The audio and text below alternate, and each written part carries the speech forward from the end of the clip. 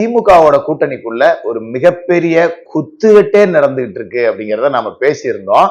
இப்ப திமுக கட்சிக்குள்ளேயே வெறிநாய் கடிக்கிற மாதிரி கடிச்சுக்கிறாங்க. 15 மினிஸ்டர்களுக்கு சீட் இல்லை அப்படின்னு ஸ்டாலின் முடிவு பண்ணிட்டார். ஏன் அப்படின்னா தன்னோட மகனுக்கு வழிவிடணும்.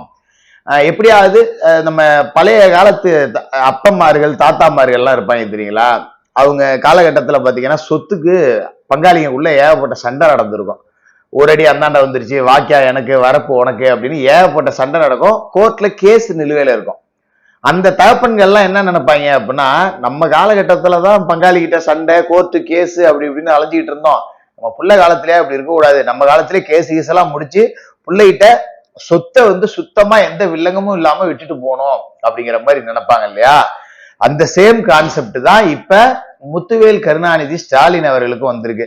அதாவது திமுக அப்படிங்கிற அவங்க குடும்ப சொத்தை எந்த விதமான வில்லங்கமும் இல்லாம தான் பையன்கிட்ட கொடுக்கணும் அப்படின்னு நினைக்கிறாரு. என்ன வில்லங்கம்?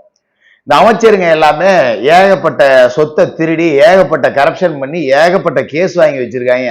இவங்களால பெரிய தலைவலி. இவங்களுக்கு இப்ப தொல்லை தாங்க முடியாமலே ஐயோ தொட்டுப்பார், சீண்டிப்பார், நோண்டிப்பார், நொட்டிப்பார்னு நம்ம வீடியோ எல்லாம் போட வேண்டியது இருக்கு. ஆனா என் பையனுக்கு அப்பெல்லாம் வரக்கூடாது அப்படிங்கறதால ஒரு 15 அமைச்சர்கள் எல்லாத்தையும் காலி பண்ணி விட்டுறணும் அப்படின்னு முடிவு பண்ணிருக்க. அதே மாதிரி கிட்டத்தட்ட 15க்கும் மேற்பட்ட எம்எல்ஏக்கள், ஒரு 35 பேருக்கு இப்ப இருக்கக்கூடிய சிட்டிங் எம்எல்ஏ மற்றும் அமைச்சர்களுக்கு சீட்டு இல்லை அப்படிங்கறதுல முடிவெடுத்திருக்காரு. இதனால சீனியருங்க எல்லாமே எங்களுக்கு சீட்டு இல்லையா, ஜெயிச்சிருவா நீ பாத்துருவோமா அப்படின்னு சொல்லிட்டு ஸ்டாலினையே எதுக்கக்கூடிய மனநிலை அப்படிங்கிறதுக்கு வந்துட்டாங்க. ஏன்னா திமுக அமைச்சர்கள்னா தான் தெரியுமே, அந்தந்த மாவட்டத்துல நான் தாண்டா ராஜா அப்படிங்கிற மாதிரி. திமுக காரனுக்கு ஆட்சி அதிகாரத்துக்கு வந்துட்டோம்னா தமிழ்நாடு அவங்க அப்பா வீட்டு சொத்து அப்படிங்கிற எண்ணம் வந்துடும். அது மாதிரி அமைச்சர்கள் எல்லாத்துக்குமே அவங்க மாவட்டம் அவங்க அப்பா வீட்டு சொத்து அப்படிங்கிற எண்ணம் வந்துடும். அதுதானே காலங்காலமா நடக்குது.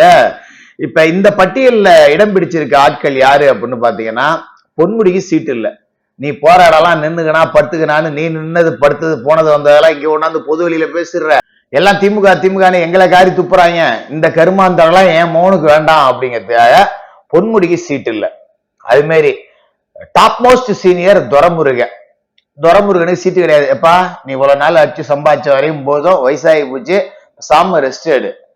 அங்க சாத்தம்பாடி அணையை திறந்து விட்டு அம்மா பேரு தண்ணி வந்து கிராமமே எல்லாம் ஊடு புள்ள ஊட்டி ஆடு மாடெல்லாம் அடிச்சுட்டு போயிடுச்சு. நீ என்னன்னா வயசாகி போச்சு, உடம்பு சரியில்லைன்னு போய் படுத்துக்கிட்ட, உன் டிபார்ட்மெண்ட்டுக்கு நீ பார்க்க மாட்டேங்கிற. ஆனா அவன் மௌனம் சிபிஐ பிடிச்சா மட்டும் உடனே நைட்டோட நைட்டா டெல்லிக்கு வர்ற. இதெல்லாம் வேலைக்கு ஆகாது. மௌனம் தான் எம்பி ஆகிட்டோம்ல, சம ஓரமா காரு பெருசு காரு பெருசு அப்படிங்கிற அளவுக்கு துரைமுருகனுக்கு. பெரியசாமிக்கு உங்க மகன் செந்திலுக்கு சீட்டு கொடுத்தாச்சு, உங்க மேலேயும் கரப்ஷன் கேஸ் எல்லாம் இருக்கு, பலம் முட்டு கொடுக்க முடியல, என்ன பண்றது அப்படின்னு சொல்லி பெரியசாமி. அதே மாதிரி அனிதா ராதாகிருஷ்ணன் அதிமுகல இருந்து வந்த, ஏதோ இங்க வந்த இடத்துல ஒன்னு அமைச்சர் ஆக்கி நாங்களும் வச்சிருந்தோம், போதும் ஓரமா நில்லுப்பா அனிதா ராதாகிருஷ்ணன். மறுபக்கம் நேருக்கு, எப்பா சாமி ஆள விடுப்பா, இதை இன்னைக்கு சாயங்காலம் மாநாடு நடத்துது, இந்த மாதிரி நேருகிட்ட கூடுமான வரைக்கும் செலவு பண்ண வச்சுட்டு நேரையும் கழட்டி விடுற பிளான். இந்த மாநாடு சாயந்தரம் நடக்கட்டும், ஒரு 6 அறிவிப்பு ஸ்டாலின் வெளியிடுறாராம்.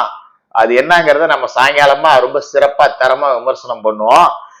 அது மாதிரி நேருவையும் கூடுமான வரைக்கும் செலவு பண்ண வச்சுட்டு நேருவையும் கழட்டி விட்டுறோம் அப்படிங்கிற ஐடியா. இது மாதிரி சீனியர் அமைச்சர் ரகுபதி வாய திறந்த கோர்ட்டே ஒன்னு அறிவு இல்லைன்னு சொல்லிருச்சு. அறிவு இருந்தா நீ ஏன் திமுகவில் இருக்க போற, அது வேற விஷயம். இருந்தாலும் கோர்ட்ல போய் கண்டனத்தெல்லாம் வாங்கிட்டு கண்டமேனிக்கு முட்டு கொடுத்துக்கிட்டு இருக்கிற ஒரு ஆர்எஸ் பாரதியவே எங்களால சமாளிக்க முடியல, நீயும் ஆர்எஸ் பாரதி மாதிரியே பேசிக்கிட்டு தெரிஞ்சுன்னா எத்தனை ஆர்எஸ் பாரதி தான் நாங்க இழவு கூட்டுறது அப்படின்னு சொல்லிட்டு அமைச்சர் ரகுபதி. இந்த மாதிரி சீனியர்கள் எல்லாத்துக்கும் சீட் இல்லை அப்படிங்கிறதால இவர்களுக்கு ரீப்ளேஸ்மெண்டா உதயநிதி கை காட்டக்கூடிய இளைஞர்களை போடணும். இதுல சில வாரிசுகளுக்கு மட்டும் சீட்டு உண்டு. பையன் செந்திலுக்கு சீட்டு உண்டு. பொன்முடி குடும்பத்துல யாருக்கும் சீட்டு கிடையாது. துரைமுருகன் குடும்பத்துல ஆல்ரெடி கொடுத்தாச்சு.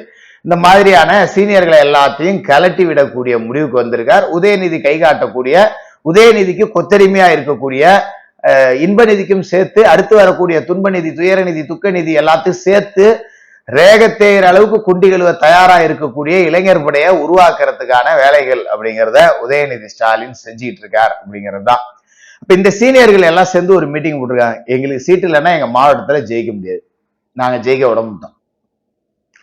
நீங்க மட்டும் அப்ப மகன் பேரம் வரைக்கும் எல்லாரும் கட்சியில இருப்பீங்க, எங்களுக்கு மட்டும் இல்லைன்னு சொல்லி துரத்து விடுவீங்களா?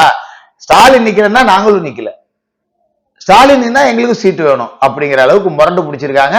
திமுகவை தோக்கடிக்கிறதுக்கான வேலையை இந்த சீனியர்களே பார்த்துருவாங்க. எப்படின்னா, இவங்களுக்கு சீட்டு கொடுக்கலன்னா இவங்க தோக்கடிப்பாங்க, இவங்க நின்னா மக்கள் தோக்கடிச்சிருவாங்க.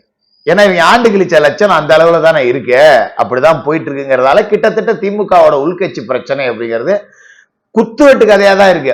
ஆனா நம்ம மாமா மீடியாக்கள் அதெல்லாம் பேசிக்க மாட்டாங்க. அதிமுகவுல ஏதாவது பிரச்சனைனா மட்டும் உடனே லாந்தர ஒண்ணு தூக்கிட்டு போயிடுவாங்க இங்க இருந்து. எப்படா கண்ணுல விளக்கெண்ணெய் ஊத்திட்டு விளக்கு வெளிச்சத்திலேயாவது பார்த்து ஏதாவது ஒண்ணு கிளப்புவோம் அப்படின்னு சொல்லிட்டு. பட் இதை பத்தியான செய்திகள் வெளியில வரல. பட் நடக்கிறது உண்மை, நடந்தது உண்மை, பெரிய அளவுல பிரச்சனைகள் அப்படிங்கிறது வெடிச்சுக்கிட்டு இருக்கு.